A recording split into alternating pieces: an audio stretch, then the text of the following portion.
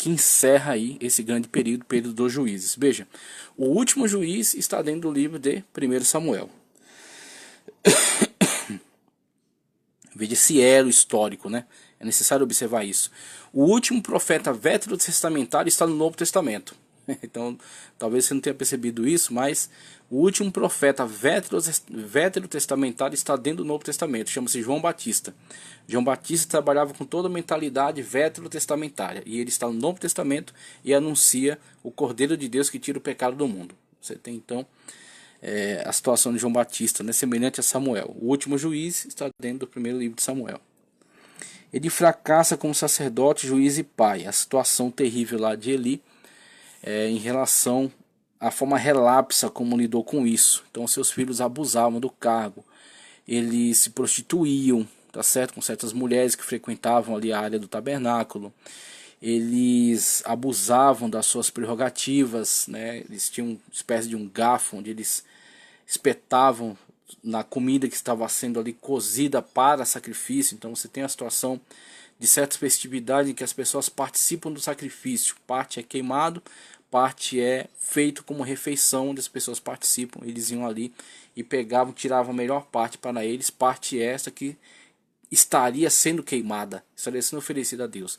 E eles tomavam para si, blasfemando de Deus assim, interferindo de uma forma muito jocosa no cerimonial, né, no sacrifício, né, profanando, né, o sacrifício de Deus. Então isso trouxe de fato pesado juízo sobre Ofni e Finéias, e Eli responsabilizado por isso. Eli exerceu seu ministério durante 40 anos e depois de ter sido advertido por Deus, veio a morrer aos 98, cai da cadeira ao receber uma terrível notícia de que a arca havia caído em mãos dos filisteus. Um terrível fim de Eli e de seus filhos, né? A forma relapsa como ele lidou com o sacerdócio e com a paternidade. A chamada infância de Samuel, que já abordamos com relação a ele ter sido entregue, né, para o serviço sacerdotal e ter um relacionamento muito íntimo, muito profundo com Deus desde tenra idade. O retorno da Arca da Aliança durante a batalha contra os filisteus, o povo de Israel perdeu 4.000 homens, além de ter perdido a arca. A experiência dos filisteus com a Arca da Aliança não foi agradável. Aquela situação em que eles colocaram a arca no templo de Dagon. Dagon amanhecia com a cara em terra, né, a estátua de Dagon caída diante da arca. Isso aconteceu algumas vezes. Os filisteus também foram atingidos por pragas, tá, moléstias. E eles então idealizam ali um plano, né, para tentar observar se seria necessário então a arca ser devolvida. Eles atrelam 2 vacas novas, né, a um carro novo que foi preparado para isso, a arca colocada em cima. E essas vacas, mesmo com os bezerros mugindo atrás delas, elas seguem em obediência a uma ordem que estava sendo dada, né, elas seguem direto para o território de Israel. Então a arca chega ao território de Israel, depois será guardada durante um tempo e posteriormente será levada para o tabernáculo, futuramente levada para o templo, ok? Então esse contexto histórico que é bem conhecido. Samuel julga sobre Israel. A espera de Samuel por uma ação divina nos corações dos israelitas durou 20 anos. Houve da parte de Samuel uma convocação, vamos ver aqui, uma convocação do povo para que se arrependesse. E este pediu que o profeta clamasse a Deus. Em resposta ao clamor de seu povo, Deus concedeu extraordinária vitória sobre os seus inimigos e lhes deu paz. Então veja aí um início bastante brilhante aí para o ministério de Samuel como juiz, né? Um juiz com características espirituais bem ressaltadas, diferentemente de alguns outros juízes, né? Esse juiz, ele exercia também um sacerdócio. É um juiz que estava num relacionamento muito íntimo com Deus, né, que era usado poderosamente por Deus. Então ele exerceu sua função de uma forma muito brilhante. Com relação a seus filhos, eu até adianto aqui um pouco o contexto, já não será tão... O povo ainda os filhos não estão aptos a exercer essa liderança que foi exercida por você. Então você tem essa situação em que Samuel não consegue dar linha de continuidade, e ele de fato faz essa transição para a situação da monarquia. O povo pede um rei. argumentando que Samuel havia falhado frente aos erros de seus filhos, a situação, né? Então, com relação ao ministério dele, não há o que reclamar, mas em relação aos filhos, já não há também a confiança do povo para com os filhos de Samuel. Então você vê aí, essa situação acaba se repetindo, né? Os anciãos de Israel pediram um rei para que governasse sobre Israel. Contudo, a verdadeira motivação estava no desejo que o povo tinha de se assemelhar. Aqui está um problema, veja. Havia até previsão no Deuteronômio para a vinda da monarquia. O problema é a maneira. Então, o problema não é que eles quisessem uma monarquia, o estabelecimento de uma monarquia. O problema é a maneira como isso está sendo pedido, ok? Eles têm que ser uma nação referencial, tá? A missão, Israel também tem uma característica missiológica, tá? Só que a missão de Israel é centrífuga, diferentemente da missão da igreja que é centrípeta, tá? Então a missão de Israel é centrípeta, é o contrário, é centrípeta, diferente da missão da igreja que é centrífuga, tá? Centrífuga é do centro se expandindo, começa em Jerusalém, Judéia, Samaria e confins, centrífuga, vai se espalhando. A missão em Israel é centrípeta, vinde todos subimos ao monte do Senhor. Então o chamado era vir das nações para o Deus verdadeiro.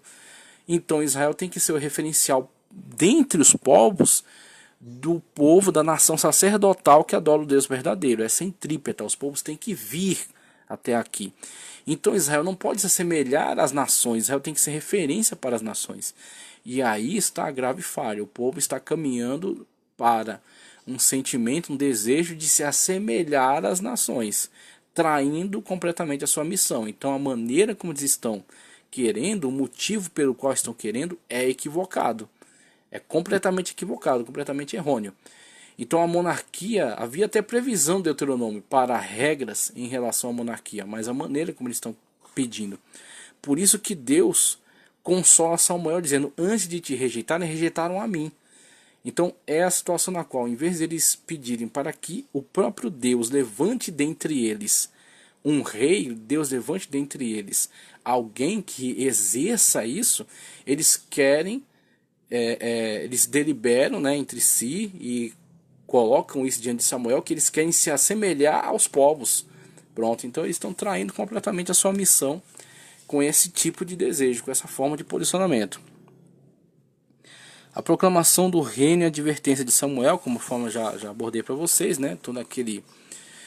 Samuel dá toda aquela situação, daquele encargo, daquela dificuldade, daquele ônus, né, de ter um estabelecimento de monarquia, porque a monarquia não é o seguinte, o pessoal pensa, a monarquia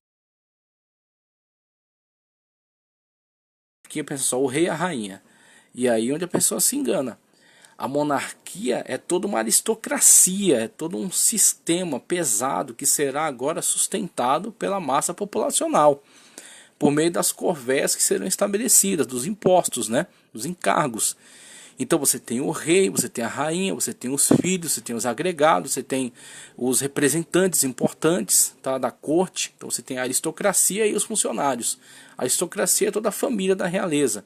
E os funcionários são os dignatários colocados pelo rei nas funções de destaque, nas funções estratégicas. Então você tem o chefe militar, você tem o chefe da religião, você tem outras pessoas estratégicas colocadas pelo rei, impostos importantes que serão sustentados totalmente pela população. Tudo isso será um encargo extremamente pesado para o povo. E eles dizem, estamos cientes disso e queremos. Então, seguem adiante, né, com seu pedido. Saul é ungido o primeiro rei de Israel.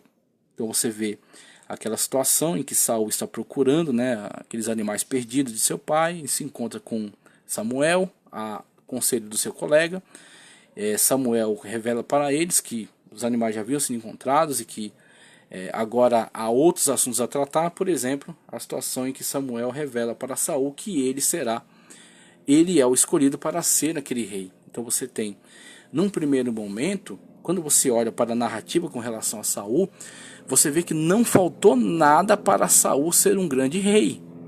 O problema não está em Deus, o problema não está no Espírito Santo de Deus, o problema não está nisso, não está no chamado. O problema está na intenção do povo, o povo está querendo se assemelhar a outras nações, e o problema estará também no comportamento de Saul. Num primeiro momento, Deus capacita-o e fornece a ele tudo que ele precisa. O Espírito Santo de Deus o inspira, tá certo? E Deus lhe proporciona tudo que era necessário para ele ser um grande monarca. Agora, posteriormente, ele vai cometer graves erros, apegando-se de tal forma à imagem externa de sua posição, que ele, mesmo cometendo falhas graves, ele está bem com elas desde que a sua imagem seja preservada. Então ele, posteriormente, ele se torna esse tipo de pessoa. Saul é escolhido e ungido, esse contexto aqui muito conhecido também. A primeira batalha de Saul foi um grande problema. Por quê? Você tem séculos, tem mais de 3 séculos em que o povo está vivendo dentro de uma organização fragmentária, que é a organização de todo o período dos juízes, tá? Então você tem a entrada na terra por meio das campanhas de Josué. Josué era um grande líder. Dormindo Samuel, você tem um período vago posteriormente com as primeiras perseguições e situações que Israel está sendo oprimido. Começam aí esse ciclo de juízes, né, com Tola e por aí vai, com Otiniel e por aí vai, esse ciclo de juízes. Uma coisa que a gente viu até no mapa aqui também, os locais de atuação dos juízes eram diferentes, alguns julgaram simultaneamente, as tribos que se envolviam nas campanhas que eram conduzidas pelos juízes não envolviam toda a nação, tá? Houveram pouquíssimas ocasiões que vieram envolver toda a nação em algum assunto, como por exemplo aquela concubina do levita, tá? Então o povo é fragmentário, cada um está tratando do seu problema, como o livro dos Juízes sempre destaca, cada um anda conforme sua própria cabeça, por não haver um rei. O autor está nesse período, né? Então a gente olha para o passado sempre com esta ressalva, e cada um andava conforme a sua própria cabeça, então ele sempre diz isso.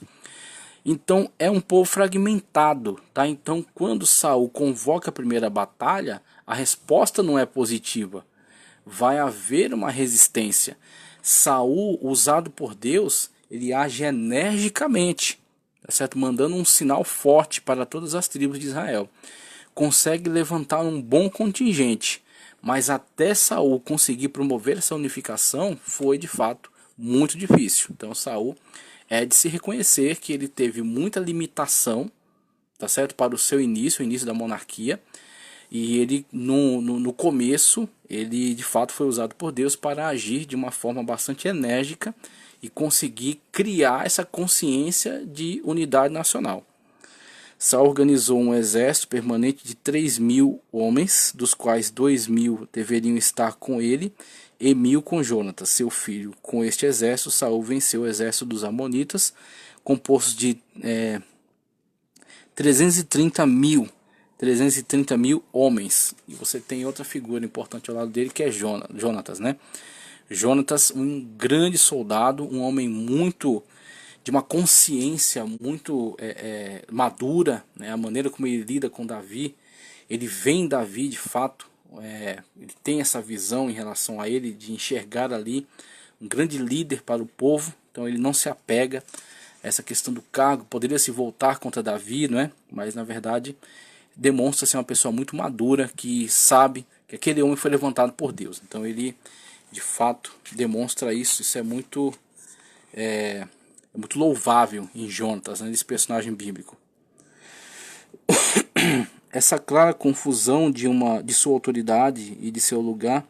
Assim, essa situação aqui, conforme está sendo relatado, ó, página 113, a obstinação de Saul e a advertência de Samuel. Então, muito em função do apego de Saul por esta imagem externa, tentando criar essa imagem externa, supervalorizando isso sobre até a questão de estar em obediência a Deus, à lei de Deus, ao protocolo que isso exigia em relação a ele, né? Respeitar essa questão dos sacrifícios que deveriam ser realizados pelo sumo sacerdote. Então ele prioriza alguma forma de proteger a sua autoimagem. E com isso ele acaba cometendo o grave erro de, em uma situação em que ele estava sendo provado, certo? Porque havia um sacrifício que deveria ser realizado e o povo estava ali na expectativa, né? Aguardando pela realização desse sacrifício. Seguido a isso, né? Haveria a batalha, haveria a unificação do povo para essa campanha. Saul, diante da pressão, ele começa a ceder. Ele começa a ceder, ele começa a se atormentar com a espera, o povo, né, se dispersando. Então ele atravessa essa linha. Ele atravessa, né, algo que ele não deveria fazer. Ele vai e oferece sacrifício. E com isso causa, né, o seu desprestígio. Então você tem a situação em que Saul agora perde, né, o seu privilégio. Perde seu privilégio devido a não aguentar essa pressão e não se manter firme, né? Então você tem a situação em que ele oferece sacrifício, algo que ele não poderia fazer, mas devido à pressão e devido ao zelo extremo que ele tinha pela sua própria imagem. Então a imagem é importante para se zelar, com certeza, mas você tem que estabelecer quais são as suas prioridades. A prioridade tem que ser a palavra de Deus. Então Davi vai demonstrar isso quando ele, em algumas situações, ele poderia agir de certa maneira para tentar supervalorizar a sua imagem, mas ele prioriza Deus. Quando, por exemplo, diante dos seus homens, aparece a oportunidade dele eliminar Saul, que o estava perseguindo, numa caverna, né? Estava ali Saul, Davi estava escondido, Saul não o percebeu. Seus homens dizem: veja aí que Deus o colocou nas suas mãos. E Davi simplesmente diz: não, eu não vou tocar no ungido do Senhor. Mesmo Davi sendo o rei de direito, Saul era o rei de fato. Saul estava ainda no trono. E Davi entende que foi Deus que o colocou ali e é Deus que vai tirá-lo dali. Então você vê Davi priorizando Deus, priorizando a poderosa mão de Deus. Por isso que posteriormente Deus dirá que é um rei segundo o meu coração, né? Então você tem essas características que não haviam em Saul. Saul tenta zelar demais pela sua imagem e perde então esta comunhão com Deus, né? Ele toca nisso que não deveria tocar e sofre graves consequências em relação a isso. O reino não está mais contigo, né? Como Samuel diz para ele. Saul tenta segurá-lo, tenta coagi-lo a entrar junto com ele, fingir que está tudo bem, mas Samuel, aí, quando Saul agarra na capa dele, rasga, e toda aquela situação que Samuel declara para ele, né, que o reino está sendo tirado da mão dele. Israel liberto por Jonatas, sem que Saul soubesse. Jonatas e seu escudeiro passaram a guarnição dos filisteus. O filho de Saul fez prova com Deus e com certeza de que venceria, deu testemunho de que é Deus quem dá a vitória, com muito ou com poucos. Então você tem essas narrativas de bravura, né? Então você tem essa situação que é muito interessante. Mesmo Saul tendo os defeitos que tinha, mas a Sagrada Escritura reserva esses trechos aqui para mostrar a fé, a bravura, né, de Jonatas no campo de batalha, né? Como ele de fato foi um grande exemplo, mesmo tendo um pai que talvez não fosse um bom referencial para ele, mas ele era um grande homem de Deus e um grande soldado com muita bravura, com muita coragem, com muita fé em Deus. O princípio da obediência é quebrado por Saul. Deixa eu só mostrar um pouco do material que eu estou disponibilizando aqui. Você tem embaixo aqui o Atlas Histórico e Geográfico de Paul Laurence, tá? Falando um pouco sobre os filisteus, inclusive algumas teorias, algumas teses, né? Os filisteus, que eram povos que atormentavam bastante Israel nessa época, e existe essa teoria de que eles tenham migrado da ilha de Creta, uma ilha do Mediterrâneo, tenham tentado invadir primeiro o norte do Egito, como você tem no mapa aqui, ó, 180 a.C., tentando invadir o delta do Nilo, né? Sendo repelidos, eles se instauram então nas margens aí de Canaã, onde é conhecido hoje como território de Gaza, tá? Fundam então a chamada Pentápolis. Pentápolis, um reino constituído de 5 cidades-estado, tá? Um reino constituído de 5 cidades-estado. Você tem aí esta arte cerâmica aqui dos filisteus, tá? E você tem aqui um sarcófago, deixa eu ver aqui. À esquerda, uma esquife antropóide feita de argila encontrada em Bet-Sean. Então você tem aqui esse exemplar aqui da arte filisteia, tá? E este alto relevo aí que mostra uma batalha com um filisteu envolvido. Ok? Então você tem essa situação aqui. Outro mapa aqui interessante. Deixa eu ver aqui. Circuito percorrido por Samuel na função de juiz. Então, lugares importantes percorridos por Samuel na sua função de juiz. Aqui o mapa está desfocado. Pronto, agora focalizou um pouco. Envolvendo cidades de Gilgal, Betel, Mispa e Ramá. Tá? Então você tem aí período da judicatura de Samuel. Aí o mapa indicando aí locais percorridos aí por esse importante juiz dele, né? Monarquia de Israel, batalha de Micmas, tá? Deixa eu ver aqui. Esse mapa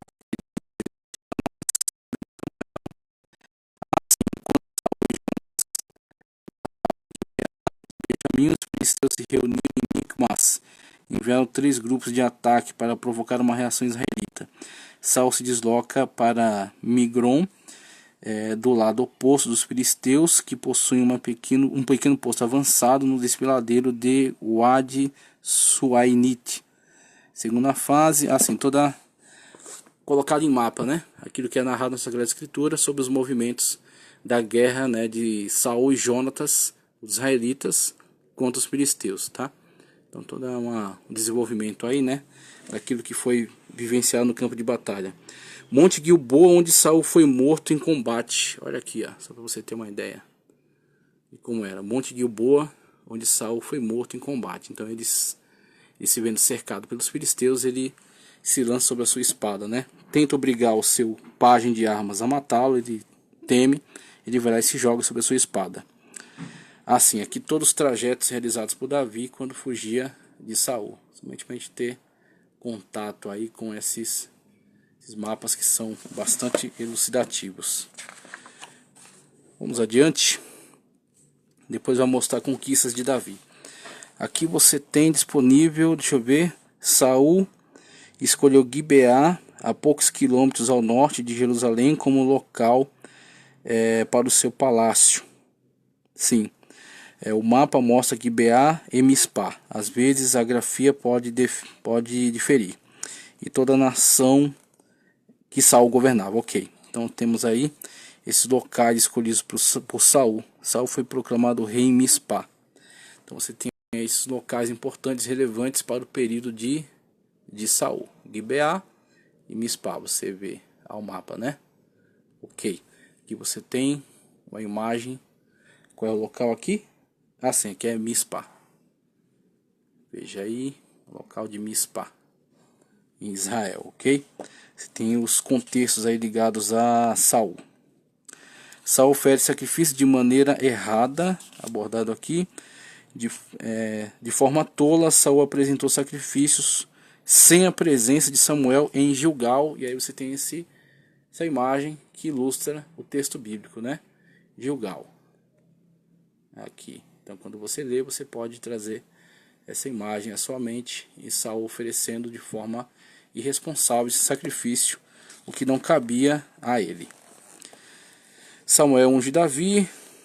Depois a gente vai abordar mais com relação a isso. Vamos seguindo. Somente para ilustrar um pouco a aula, né, com essas imagens. Fim do reinado e da vida de Saul. Lamentavelmente o fim de Saul foi trágico.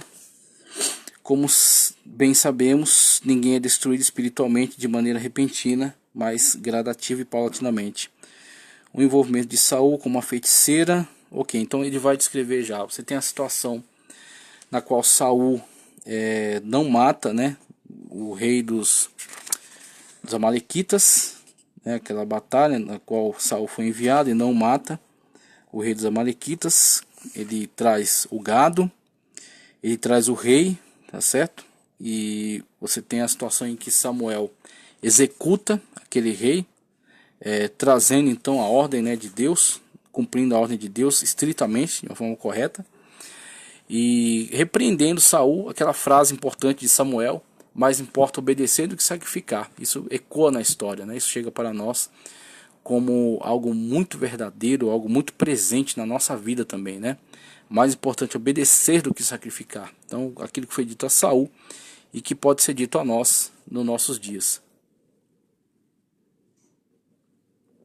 Samuel descansa no Senhor. Antes disso, ele havia ungido Davi, né, como rei.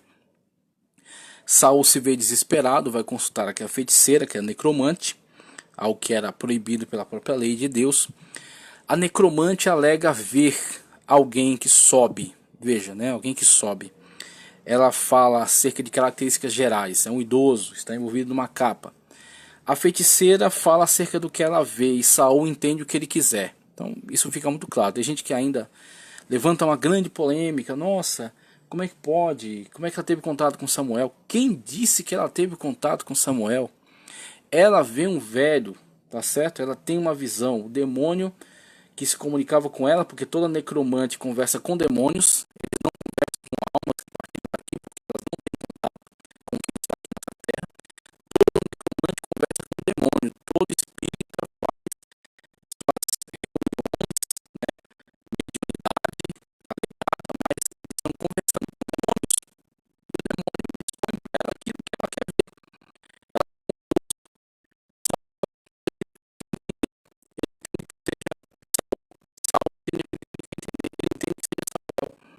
E aí aquela fala, né, aquela profecia dada, né, realizável, que não se cumpre corretamente em conformidade àquilo que é dito. Então você tem uma sequência de erros, uma sequência de lambanças. Alguém que se dizia necromante, que estava sendo enganada por espíritos malignos, outro que estava tentando ser enganado e conseguiu ser enganado, tá certo? E pessoas que se confundem ainda hoje com relação a esse texto. Não era Samuel, ali era uma feiticeira sendo enganada por um demônio e um rei já tirado de seu cargo, já falido, que estava tentando ser enganado e conseguiu. Davi é rei modelo em Israel. Ok, vamos seguir aqui.